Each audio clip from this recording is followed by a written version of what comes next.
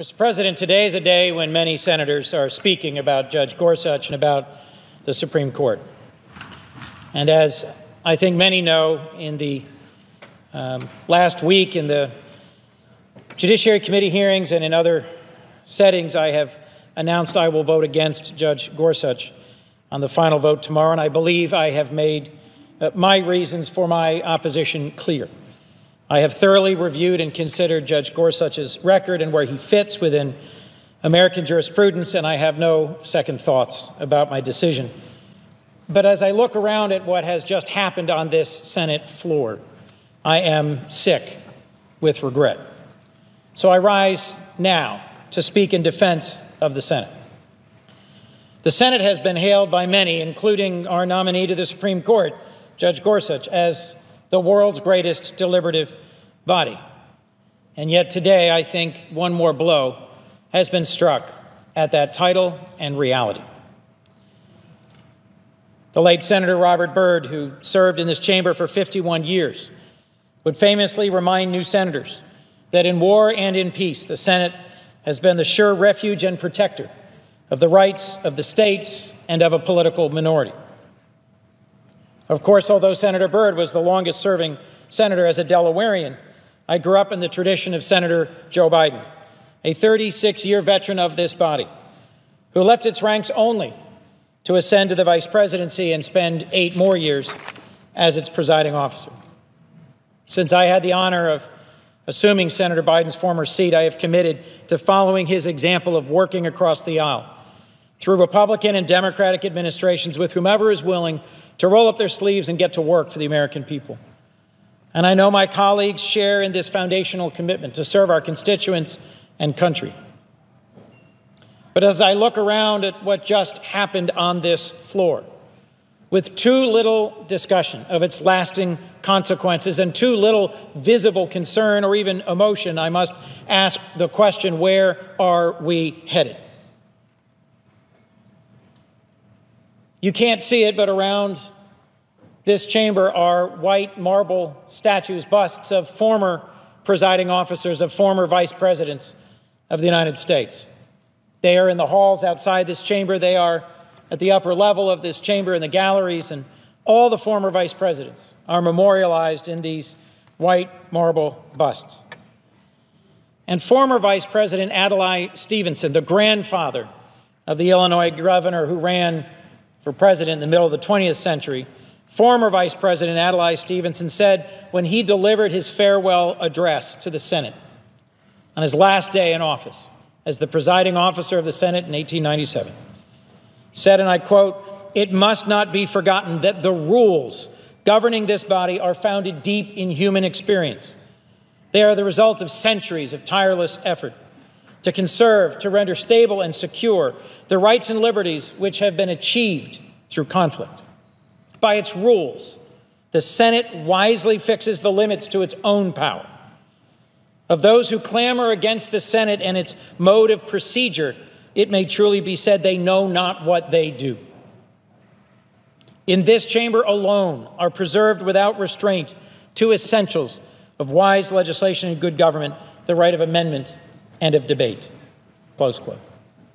It was exactly that right, those rules, that were assaulted today, but have been under assault for a long time.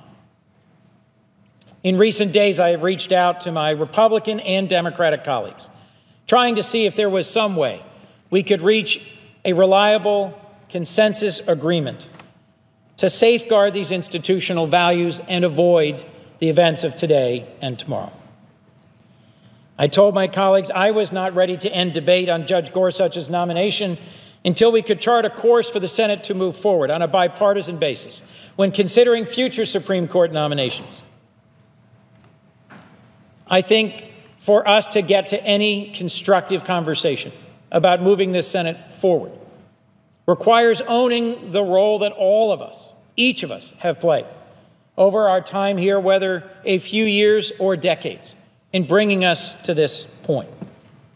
I, for one, will say I have come over time to regret joining my Democratic colleagues in changing the rules for lower court nominations and confirmations in 2013.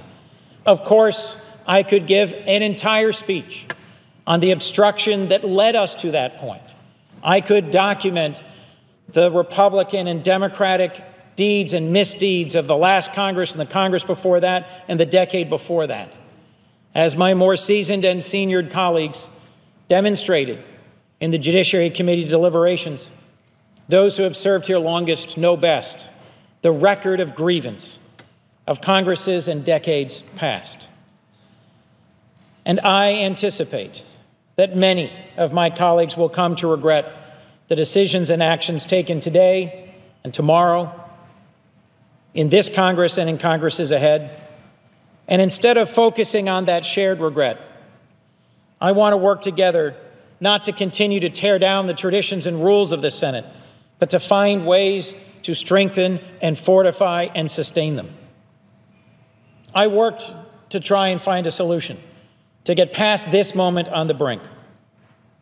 I wanted to ensure our next Supreme Court nominee would be the product of bipartisan consultation and consensus, as was safeguarded for years by the potential of a 60-vote margin. I wanted certainty that the voice of the minority would still be heard when the next vacancies arise. Among many, this effort to forge consensus was met with hopelessness or even hostility. And back home, thousands of constituents called my office urging a vote against Gorsuch and urging I support the filibuster, and some even urged me to stop talking about any sort of deal. In fact, back home in Delaware, some national groups ran ads against me when there was even a rumor of a hint that there might be conversations about avoiding this outcome. There were senators on both sides of the aisle who told me that an agreement was impossible. They said any agreement is based on trust, and we simply do not trust each other anymore. Given the events of the last years, the disrespect and mistreatment of Merrick Garland, the course of the confirmation of Neil Gorsuch, I can understand how there is a raw wound right now in this chamber, where each side feels the other has mistreated a good and honorable and capable nominee for the Supreme Court. But let me say my last point again. Senators of both sides told me we could not find a durable compromise because we do not trust each other anymore. If we cannot trust each other anymore, then are there any big problems facing this country which we can address and solve? This morning I gave an address at the Brookings Institution about the threat that Russia poses to our democracy, to our allies, to our national security, and to the endurance of our republic. If that threat is not something that deserves determined bipartisan effort, I don't know what is. There are many threats to our future I could lay out today, but let me simply emphasize that in the absence of trust, this body cannot play its intended constitutional role. And without trust, we will not rebuild what is necessary to sustain this body. Now, everyone likes to point the finger at the other side as the source of this distrust. The reality is there is abundant blame to go around. Folks like to remember the good old days when Justice Scalia was confirmed by this body 98-0, when Justice Ginsburg was confirmed 96-3. But if we look at our 5 most recent nominees to the Supreme Court that got votes, you can see a clear trend. 9 senators, all Republicans, voted against Justice Breyer. Then 22 senators voted against Justice Roberts. Then 42 senators, mostly Democrats, voted against Justice Alito. For President Obama's nominees, Justices Sotomayor and Kagan, more than 30 Republican senators opposed each one. Only 9 Republican senators voted for Sotomayor, and only 5 Republicans voted for Justice Kagan. We have been on this trajectory, both parties, for some time. Then, of course, we have Chief Judge Merrick Garland, the first Supreme Court nominee in American history to be denied a hearing and a vote. And we have Judge Gorsuch, the first to be the object of a partisan filibuster on this floor. We did not get here overnight. We have become increasingly polarized. How can we work together to repair this lack of trust so we can face the very real challenges that face our nation? My own attempts of recent days, although I was blessed to be joined by senators of goodwill and good faith and great skill in both parties were ultimately not successful. I wish I had engaged sooner and more forcefully. I wish I had been clearer with my colleagues how determined I was to seek a result. But this doesn't mean I'm disappointed that I tried.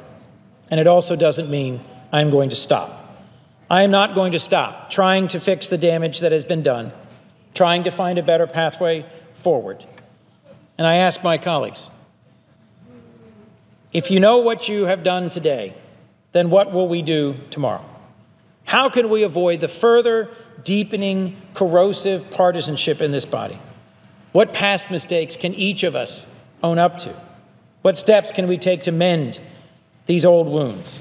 And what more can we do to move forward together? We sometimes talk about the dysfunction of this body as if it is external to us, as if we bear no accountability for it. But at the end of the day, here we are, 100 men and women sent to represent 50 states of this republic and 325 million people. And in many ways, we have all let them down today. I can tell you, Mr. President, what I am going to do tomorrow. I commit to working with anyone who wants to join me to try and strengthen and save the rules and traditions of this body and its effectiveness as an absolutely essential part of the constitutional order for which so many have fought and died. It is what all of our predecessors would have wanted. Thank you, Mr. President. With that, I yield the floor.